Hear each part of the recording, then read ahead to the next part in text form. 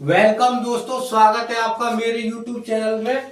तो कल हमने 16 महाजनपद का जो मगध महाजनपद है वो स्टार्ट किया था। उसके जो संस्थापक है, जिनका जो ऐतिहासिक ठोस साक्ष्य नहीं मिला है, वो बृहद्रथ थे, ये भी हमने करा दिया। लेकिन जो ऐतिहासिक ठोस साक्ष्य मिला है वो हर्यक वंश के संस्थापक बिंबिसार थे। बिंबिसार ने अपनी राजधानी राजगीर को बनाया था, ये हमने आपको कल पढ़ाया।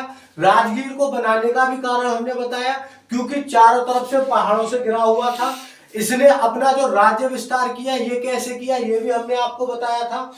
उसके बाद में अजात शत्रु इनके बेटे थे, इनके बेटे अजात शत्रु ने इनकी हत्या कर दी, इसीलिए उनको पितृहंता या कुड़िक कहा जाता है। उदयन ने अपनी राजधानी राजगृह से पाटलिपुत्र बनाया, यह भी आपको कल हमने नोट कराया था। नागदशक, उसके बाद में नागदशक हमने आपको बताया कि हर्यक वंश का सबसे अयोग्य शासक था। नागदशक ने शिशुनाग को अपना सेनापति बनाया और शिशुनाग ने नागदशक की हत्या कर दी और एक नई डायनेस्टी, नया वंश शिशुनाग वंश या शिशुनाग डायनेस्टी की स्थापना कर दी। तो आज हम पढ़ेंगे शिशुनाग वंश। शिशुनाग वंश के जो संस्थापक है वो खुद शिशुनाग हो जाएंगे। इन्होंने अपनी राजधानी पाटलिपुत्र यानी पटना, जो कि आपको कल ही हमने बताया था कि उदयन ने राजगृह से पटना करी थी, लेकिन शिशुनाग ने पटना से वैशाली कर दी थी। इनका जो अगला शासक है कालाशोक। कालाशोक का अर्थ हो जाएगा शोक यानी दुखों का काल। शोक का काल यानी कि हर दुख पर, हर शोक का अंत करने वाला कालाशोक। इसी के समय में हमने आपको जब बौद्ध धर्म पढ़ाया तो सेकंड बौद्ध संगीति हुई थी, वो हमने आपको बता दी थी, वैशाली में हुई थी। वैशाली शिशुनाग ने अपनी राजधानी बनाई थी, लेकिन इनके समय में वैशाली में शिक्षा का बहुत बड़ा केंद्र बन गया, खास करके बौद्ध धर्म की शिक्षा, क्योंकि बौद्ध संगीति हुई, बौद्ध धर्म की शिक्षा का बहुत अच्छा केंद्र वैशाली बन गया। इसीलिए इन्होंने ये सांस्कृतिक राजधानी बनाने का मतलब फैसला किया कि हम अब वैशाली को सांस्कृतिक राजधानी बना देंगे। हर देश की कोई ना कोई सांस्कृतिक राजधानी होती है। जैसे कि अगर हम भारत अपने देश की बात करें तो हमारे देश की जो राजनीतिक राजधानी है, पॉलिटिकल कैपिटल हो जाएगी, वो दिल्ली होगी, और वित्तीय राजधानी मुंबई हो जाएगी। और अगर हम सांस्कृतिक राजधानी की बात करें तो वो भारत की वाराणसी हो जाएगी। इसने सांस्कृतिक राजधानी वैशाली को तो बना दिया, लेकिन इनको डर था कि वर्षकार को इन्होंने वैशाली भेजा था। हर्यक वंश में आपको कल हमने बताया, कहीं सांस्कृतिक राजधानी में कोई पढ़ने के बहाने या किसी संगीति के बहाने कोई आ जाए और हमारे राज का पर्दाफाश करे, या फिर उसके अंदर की क्या घटना चल रही है वो कहीं पर ओपन ना कर दे। इसीलिए राजनीतिक जो कैपिटल थी वो पुनः पटना स्थापित कर दी। इनका जो लास्ट सबसे अयोग्य शासक व सबसे अंतिम शासक नंदीवर्मन था। शिशुनाग का सबसे अंतिम शासक नंदीवर्मन था। इसने भी वही गलती कर दी जो नागदशक ने शिशुनाग को अपना सेनापति बनाने में करी थी। इन्होंने अपना सेनापति महापद्म नंद को बनाया और महापद्म नंद ने नंदीवर्धन का वध कर दिया, इनकी हत्या कर दी और नई डायनेस्टी नंद वंश की स्थापना कर दी। नंद वंश अब हम पढ़ेंगे। नंद वंश के जो संस्थापक थे, नंद डायनेस्टी के जो संस्थापक थे वो महापद्म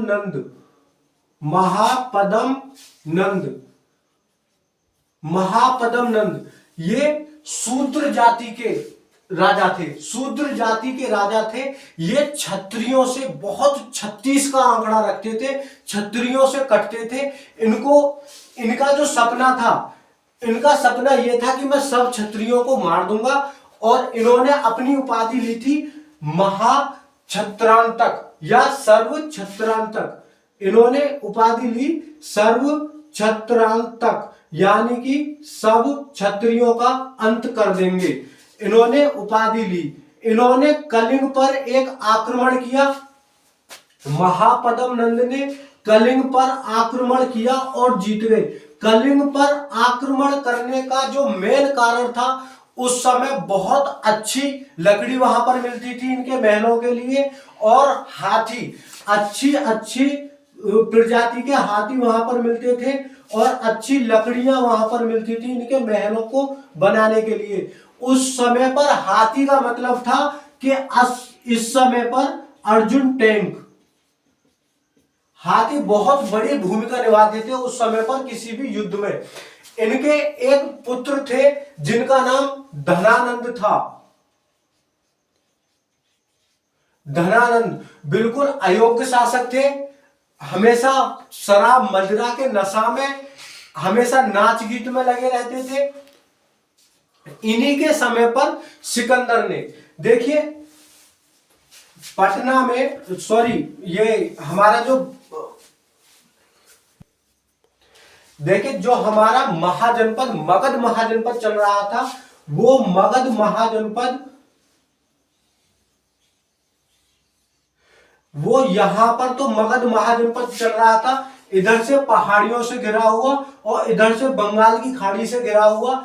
लेकिन यहां पर राजनीतिक हलचल थी, समय समय पर राजा चेंज हो रहे थे, राजाओं की बदला, इधर वंश भी बदल रहे थे, राजा भी बदल रहे थे, तो यहां पर राजनीतिक हलचल हो रही थी। लेकिन ये हमारा उत्तरी भारत का पश्चिमी एरिया, ये जहां पर की गांधार और कंबोज, गांधार और कंबोज जो कि उनकी राजधानी हमने आपको बताया कि महाजनपद की तक्षशिला, तो यहां पर तक्षशिला यहां पर, यहां का राजा था आम्बिक, तक्षशिला का राजा आम्बिक। ये एरिया एकदम शांत पड़ा था। जो हमारा मगध महाजनपद वाला एरिया है, यहां पर तो राजनीतिक हलचल थी, किसी के आने की हिम्मत भी ना थी, लेकिन ये एरिया शांत पड़ा था। और उस टाइम पर सिकंदर अपनी वीरता के चरम पर चल रहा था, तो यहां से एंट्री किया सिकंदर, और सबसे पहले तक्षशिला के राजा को, तक्षशिला का राजा जो आम्बिक था, बुजदिल राजा था, बिल्कुल भी वीरता इसके अंदर नहीं थी। और इनका सबसे बड़ी प्रॉब्लम ये थी कि ये बहुत बड़े, ये भी नशेड़ी थे, इधर उधर मुंह मारने वाले।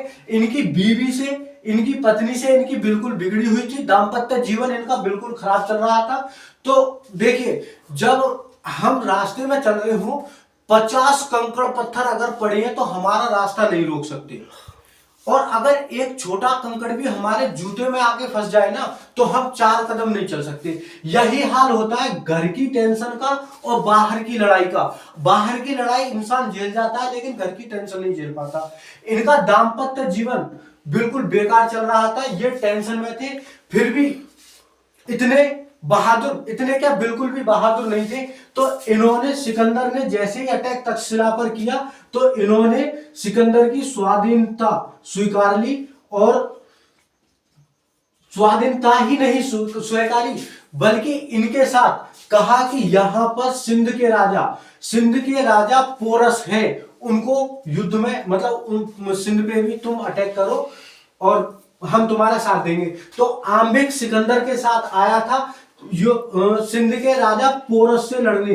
तो पोरस ने बिल्कुल भी इनकी, सिकंदर की स्वाधीनता स्वीकार नहीं करी, सिकंदर के सामने इन्होंने सरेंडर नहीं किया था, और इन्होंने युद्ध लड़ा, किंतु युद्ध ये हार गए, क्योंकि सिकंदर बहुत बलवान था। उस समय उसके पास सेना बहुत थी सिकंदर के पास, और पोरस हार गया। लेकिन इसकी वीरता को देखते हुए, पोरस की वीरता को देखते हुए सिकंदर ने कहा कि हमारे सामने तुम सरेंडर कर दो, घुटने टेक दो, हम तुम्हारी जान बख्श देंगे। लेकिन फिर भी इन्होंने कहा कि अगर तुमको मुझे मारना है तो मारो, ये बेइज्जती वाली जिंदगी मुझे नहीं चाहिए, तुम आम्बिक को दे दो, वो ही जीता रहेगा। तो इसकी खुशी, इसकी वीरता देख के सिकंदर बहुत खुश हुए। सिकंदर की पत्नी रेक्सोना इनकी वीरता को देखकर वो भी खुश हुई। लेकिन सिकंदर को ये अच्छा नहीं लगा, भाई तू क्यों खुश हो रही है, उनको लगा कहीं गड़बड़ ना हो जाए, इसीलिए रेक्सोना को बोला चलो राखी बांधो पोरस को। तो पोरस को राखी बनवा दिया और भाई बनवा लिया। इनकी जो लड़ाई हुई, क्वेश्चन आता है किस नदी पर हुई, तो झेलम नदी पर हुई। झेलम को वितस्ता कहा जाता है, वितस्तता, वितस्तता नदी पर हुई। और ये ग्रीक में इसको हाइडोस्पीज बोलते हैं, हाइडोस्पीज बोलते हैं। सिकंदर और पोरस की लड़ाई झेलम पर हुई, वितस्ता यानी हाइडोस्पीज। झेलम, वितस्ता या हाइडोस्पीज, ये पोरस और सिकंदर की लड़ाई की जगह है। सिकंदर के बारे में हम थोड़ी सी जानकारी यहीं पर ले लें। सिकंदर का जो वास्तविक नाम था अलेक्जेंडर था।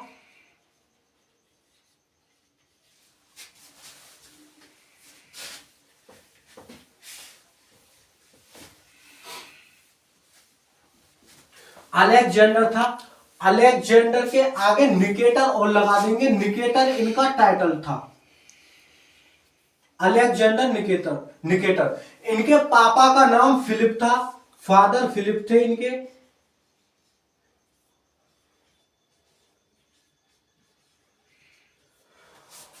मम्मी का नाम ओलंपियस, मम्मी का नाम ओलंपियस। इनके दो सेना अधिकारी थे, दो सेना प्रमुख थे, एक नेवी वाले यानी कि जल सेना प्रमुख, और एक थल सेना प्रमुख यानी आर्मी चीफ और वाटर नेवी चीफ। यानी कि जो जल सेना वाले थे उनका नाम नियारकस था, नियारकस यानी नौसेना बोल देंगे इनको, नौसेना, नौसेना और नौ से नियारकस। इनको याद रखने का ट्रिक यही है, नौ से नौसेना और नौ से नियारकस। और थल सेना के सेल्यूकस निकेटर, सेल्यूकस निकेटर। जब ये गांधार यानी तक्षशिला पर एंट्री मार रहे थे तो तक्षशिला यूनिवर्सिटी के प्रोफेसर गुणीपुत्र चाणक्य, उनके चाणक्य के पापा का नाम गुणी था, या उनका नाम कौटिल्य है, या विष्णुगुप्त। ये चाणक्य के तीन नाम है, चाणक्य, कौटिल्य, विष्णुगुप्त। इनके पिता का नाम गुणी था, आपको नोट करना है, गुणी पुत्र, वो तीनों नाम लिख लेंगे, चाणक्य, कौटिल्य और विष्णुगुप्त। ये जब तक्षशिला यूनिवर्सिटी में प्रोफेसर थे तो इनको पता चला कि सिकंदर अब भारत में एंट्री कर चुका है और हमारे जो मगध महाजनपद पर इस वक्त घनानंद जी बैठे हैं, एकदम चुलुआ टाइप के इंसान हैं। तो उन्होंने क्या किया कि हम जाके उन्हें समझाएं कि अगर सिकंदर ने भारत पर अटैक कर भारत को जीत लिया तो भारत को लूट लाट के वो ले जाएगा।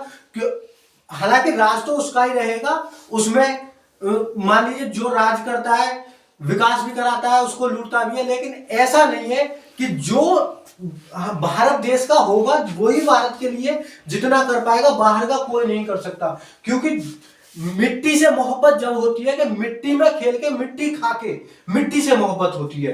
तो ये गए घनानंद के पास, घनानंद अपने आर्केस्ट्रा में बैठे हुए थे, नृत्य रंगशाला में बैठे हुए थे और पैक में पैक चल रहे थे। उन्होंने कहा क्या पंडित आ गया, इसको मार के भगाओ, और इनकी जो चोटी थी शिखा थी वो खोल के इनकी बेइज्जती करके भगा दिए। ये जब वापस अपनी यूनिवर्सिटी आए तो इन्होंने अपने अपने प्रमुख जो सबसे प्रिय शिष्य थे चंद्रगुप्त मौर्य, चंद्रगुप्त मौर्य, तो चंद्रगुप्त मौर्य से अपनी बेइज्जती वाली बात नहीं कही कि घनानंद ने मेरी बेइज्जती करी है और उसको सबक सिखाना नहीं। उसने कहा देखो सिकंदर आ गया, सिकंदर को कैसे भी करके यहां से भगाना है। जब इन्होंने वहां बहाने की बात करी तो यहां पर अंधविश्वास काम आता है। जब ये झेलम नदी के पल्ली पार गए, इन्होंने देखा कि सिकंदर की बहुत अच्छी सेना है, बहुत ज्यादा संख्या में सेना लाए हैं, तो इन्होंने उनको बरगलाना शुरू कर दिया कि ये इस नदी के, झेलम नदी के बाद में देवों की भूमि स्टार्ट हो जाती है, जो यहां कदम रखता है वो मारा जाता है। बहुत लोगों को विश्वास नहीं हुआ, वो उधर बरगला रहे थे, उधर चंद्रगुप्त मौर्य एक किसी सैनिक को मारकर उसकी वेशभूषा में उसकी सेना में भर्ती हो जाता है और उनके खाने में जहर मिला देता है। जहर का मतलब ये नहीं कि खाया और तुरंत मर गया, बहुत भांति भांति के जहर होते हैं।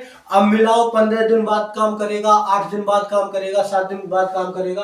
तो जिन जिन ने वो जहर वाला खाना खाया था उन्हीं को वहां पर घुमाने सिकंदर वो चंद्रगुप्त मौर्य ले जाता है और वो 8 दिन, 5 दिन, 4 दिन, 2 दिन में सब मर लेते हैं, जिससे कि ये उनको अंधविश्वास हो जाता है कि ये देवों की भूमि है और देवता यहाँ निवास करते हैं, हमारा यहाँ पटपारा लगने वाला है नहीं, वापस चलो। सिकंदर ने बहुत जोर लगाया कि चलो भारत पर अटैक करो, भारत पर अटैक, लेकिन अंदर आने से उनकी सेना ने बिल्कुल मना कर दिया।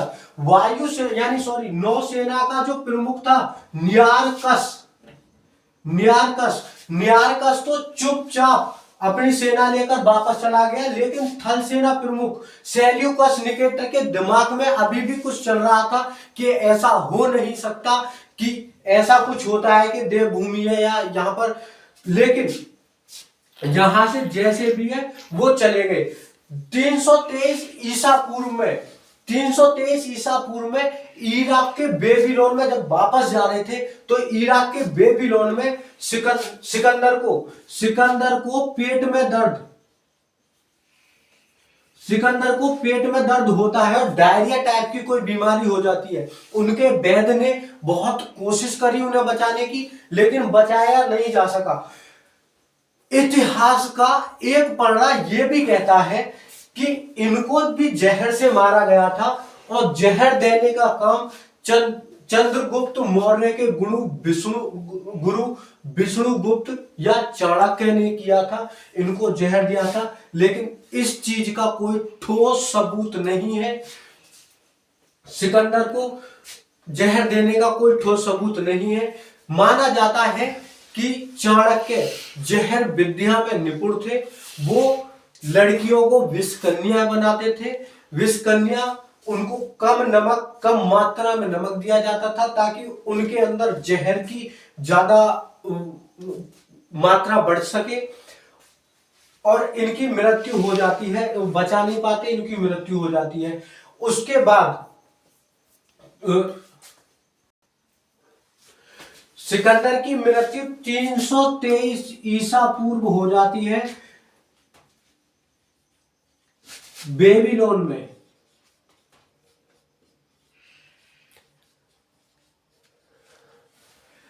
जो सिकंदर का प्रिय घोड़ा था, जो सिकंदर का घोड़ा था उसका नाम बुके फरोल था। बुके फरोल ये सिकंदर को बहुत ही प्यारा था और बुके फरोल भी सिकंदर से बहुत ज्यादा प्यार करता था। जब सिकंदर की मृत्यु हुई तो बुके फरोल को भी हार्ट अटैक से मृत्यु होगी। बुके फरोल की भी हार्ट अटैक से मृत्यु हो गई। झेलम नदी के तट पर मरने से पहले ही झेलम नदी पर बुके फरोल के नाम का एक शहर भी सिकंदर ने बनाया था। अपने घोड़े के नाम का एक शहर बनाया था। सिकंदर के गुरु का नाम बहुत जगह पूछा जाता है, तो सिकंदर के गुरु अरस्तु हो जाएंगे, अरस्तु के गुरु प्लेटो हो जाएंगे, प्लूटो हो जाएंगे, प्लूटो के गुरु भी सुकरात हो जाएंगे। तो हम ऐसे लिख लेंगे अरस्तु, प्लेटो, सुकरात। सुकरात के शिष्य प्लेटो, प्लेटो के अरस्तु और अरस्तु के सिकंदर। ये इधर से सिकंदर के गुरु अरस्तु, अरस्तु के प्लेटो, प्लेटो के गुरु सुकरात। ये इनका सीक्वेंस हो जाएगा। उसके बाद हम देख लेंगे ये मुख्यतः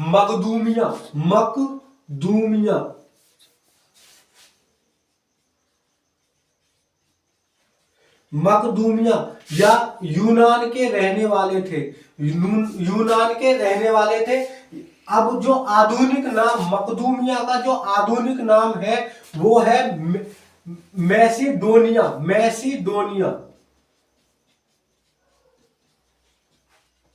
मैसिडोनिया आधुनिक नाम मैसिडोनिया। इसको यूनान भी कह दिया जाता है और उर्दू या फारसी में मकदूमिया कहा जाता है।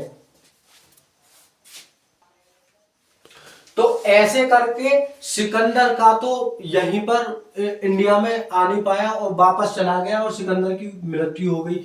उसके बाद उधर चाणक्य ने चंद्रगुप्त से बोला कि मैं जो आप तुमको वहां से बुला के लाया था उससे पहले घनानंद ने मेरी घनघोर बेइज्जती करी थी। मैं गया था घनानंद के पास के, देखो सिकंदर आ गया है, सिकंदर अगर भारत पर आक्रमण करके अगर भारत को जीत लेगा तो भारत को बर्बाद कर देगा, लेकिन घनानंद ने मेरी बात ना मानी और मेरी बेइज्जती करके भगा दिया। तो चंद्रगुप्त इस पर आग बबूला होकर बोला गुरुजी आपने पहले क्यों नहीं बताया, पहले हम घनानंद को फोड़ते, क्योंकि सिकंदर तो घनानंद से बहुत ज्यादा बलशाली बहादुर था, उसके पास बहुत ज्यादा सेना थी। तो चंद्रगुप्त मौर्य के गुरु ने उनसे कहा, चाणक्य ने चंद्रगुप्त मौर्य से कहा कि बेटा यही अंतर होता है गुरु और चेला में। अगर हम पहले घनानंद को मारने लग जाते तो हम दोनों एक ही देश के लड़ने लग जाते और बाहर के विदेशी आक्रमणकारी को यह मौका मिल जाता कि हम भारत पर वो पूरा आक्रमण करके और बटा हुआ देख लेता तो जल्दी जीत जाता, उसकी हिम्मत टूट ना पाती। तो उसने बोला कि चलो फिर मगध को देखते हैं। जैसे वो मगध में आते हैं डायरेक्ट घनानंद से लड़ने, तो घनानंद को पीट पाट कर भगा देता है और ये एक लेडीज होती है उनके झोपड़ी में जाके छुपते हैं। जब झोपड़ी में जाके छुपते हैं तो लेडीज ने खिचड़ी बनाई हुई थी और एक थाली में खिचड़ी रख के अपने बच्चे को खिला रही थी। तो बच्चा उसका बहुत जल्दी से बीच से हाथ मार के खाने लगता है और उसका हाथ जल जाता है। तो वो जो औरत थी अपने बच्चे को बोलती है तू तो चंद्रगुप्त हो रहा है, डायरेक्ट जाके घनानंद पे वार कर दिया, जलेगा ही। चंद्रगुप्त को समझ आ गया भाई, उसने अपने बेटे से कहा साइड साइड से खाओ, साइड साइड से खाओ, जलोगे नहीं, पूरा खत्म कर दोगे, साइड साइड से खाओ। तो चंद्रगुप्त मौर्य और चाणक्य को समझ आया कि हमने क्या गलती करी थी, डायरेक्ट सेंटर जाके कूद पड़े और पिट के आगे। जब जाके इन्होंने साइड साइड से मगध साम्राज्य को खत्म करना शुरू किया और चाणक्य के साथ मिलकर, यानी कि चंद्रगुप्त मौर्य अपने गुरु चाणक्य के साथ मिलकर घनानंद का खात्मा कर देता है और एक नई डायनेस्टी स्टार्ट करता है, मौर्य वंश या मौर्य डायनेस्टी।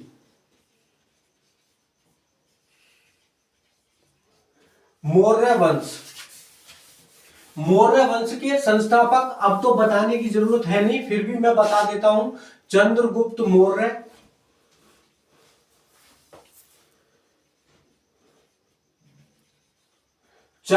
मौर्य, इनके जो पिताजी का नाम था वो चंद्रवर्धन मौर्य। इनके पिताजी का नाम चंद्रवर्धन मौर्य था, चंद्रवर्धन मौर्य।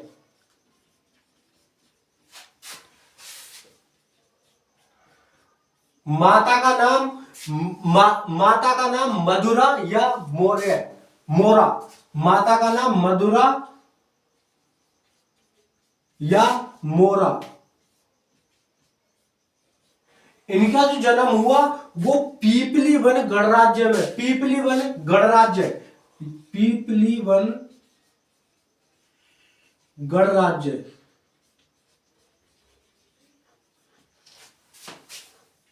345 ईसा पूर्व में। पीपलीवन गणराज्य प्रेजेंट में उत्तर प्रदेश के गोरखपुर, उस समय पीपलीवन गणराज्य हुआ करता था और ये मगध महाजनपद के ही अंदर आया करता था। तो मौर्य वंश के संस्थापक चंद्रगुप्त मौर्य, चंद्रवर्धन मौर्य इनके पिताजी का नाम, मम्मी का नाम मधुरा या मोरा, इनका जन्म स्थान पीपलीवन गणराज्य, जन्म की डेट 345 ईसा पूर्व। इसके आगे हम कल बताएंगे कि सेल्यूकस निकेटर यानी कि सिकंदर का जो थलसेना प्रमुख था, सेनापति था, वो वापस आया और चंद्रगुप्त मौर्य से युद्ध हुआ। चंद्रगुप्त मौर्य से जब युद्ध हुआ तो वो बहुत ही बुरी तरह से पिटाए गए, चंद्रगुप्त मौर्य के द्वारा बहुत ही बुरी तरह से थूरे गए और उनने डर से मान लीजिए या कैसे भी वैवाहिक संबंध जो इनके बीच में स्थापित हो गया। चंद्रगुप्त मौर्य को अपनी बेटी सेल्यूकस निकेटर ने अपनी पुत्री कार्नेलिया की शादी कर दी ताकि हम बचे रहें, या हमारा एक दो कारण थे इसमें, एक तो हम बचे रहेंगे और एक ये उस टाइम उभरते सितारे थे, हमारे दामाद हो जाएंगे यानी हमारे संबंध में आ जाएंगे, तो हो सकता है हम और आगे भी कुछ करें। तो ये दो रीजन थे अपनी बेटी की शादी करने के। ये इस पर हम कल विस्तृत चर्चा करेंगे। जब तक के लिए आप बने रहिए हमारे चैनल पर। धन्यवाद।